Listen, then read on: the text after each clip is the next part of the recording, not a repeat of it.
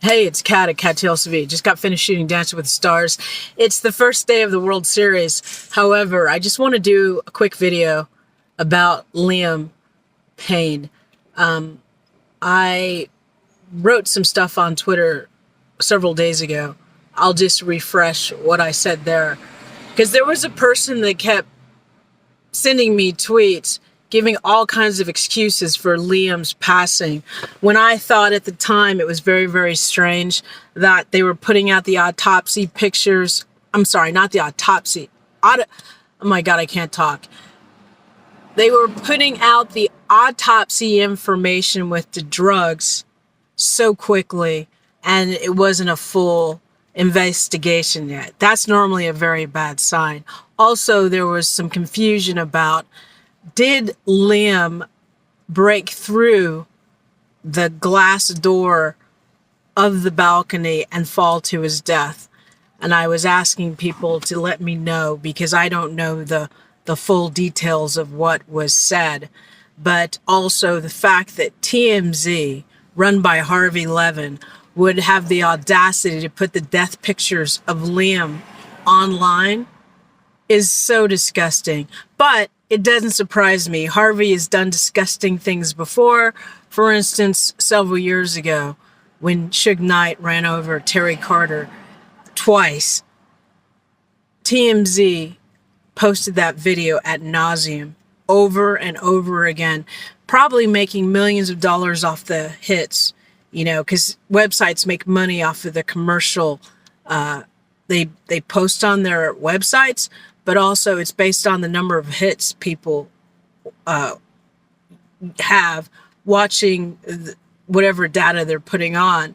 And it reminded me of what is that, Grand Theft Auto, where, people don't think something's real, it's just a game. But that person that was run over was a father of multiple children and was looked up to by the neighborhood that he helped. He was like a big papa to a lot of different people, and his life meant something. But regardless of which, Harvey Levin has a history of helping certain people that probably need to be investigated. But in regards to Liam, I just felt the death was very suspect. And not knowing most of the information, just getting out, them pushing out those pictures, them saying he had drugs in his system, and then also the 2C that was found in his system is normally used in Colombia in the transgender party circuit. So I felt the pink cocaine, it's called pink cocaine for most of you, but in Colombia it's called 2C. But normally it's a mixture of a bunch of different drugs. Literally, the drug dealers are just scooping up stuff together: ketamine, Molly, ecstasy, fentanyl. You don't know what you're getting. So please don't do that stuff. But I just felt that it was very odd that he allegedly had that in his system, plus all the other drugs. It looked like a setup. And also the fact that he had an album coming out. When a musician dies and they have an album coming out, that's always suspicious to me, because who makes money off the album? The record company. And when Whitney Houston died, who made money? Arista. They raised the price of her album like 300%. All of her albums, the day she died, within 24 hours, it was like 300% her record costs. You know what I'm saying? It's really big profit. And in this horrible music industry, a lot of these stars are worth more dead than alive.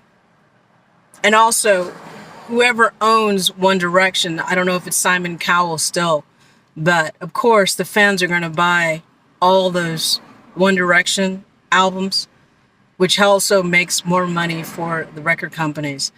And to me, most of these record companies are into sex trafficking and drug trafficking, and also controlling their talent. That's how they make money. And also, they're promoting whatever they're promoting in the songs. You know what I mean? So, allegedly, Liam Payne's dad is down there in Argentina making sure the authorities investigate thoroughly, which is awesome. It's so unfortunate but it just seems very strange that Liam was left by himself after acting strangely and no one called like the paramedics. That just seems crazy to me. And I said that online. And again, I kept getting some person constantly, anything I said where I thought it was unusual for his death, the other person just kept sending like a not a smart ass comment, but a comment, like trying to dissuade a further investigation. You know what I mean? Which tells me they have bots online, you know, trying to persuade people not to look into it. So I would suggest the fans of Liam keep wanting answers. Do not let them get away with whatever's going on. And it turns out somebody at that hotel sold him the drugs. And allegedly the authorities are looking into it and looking up if there's a cover up, also all of the footage. But in my mind, the first thing they should do when someone dies unexpectedly is grab all the video surveillance footage right then, not a week later. I don't know the exact date Liam died because I've had a crazy week, but they should have grabbed all that surveillance footage at day one.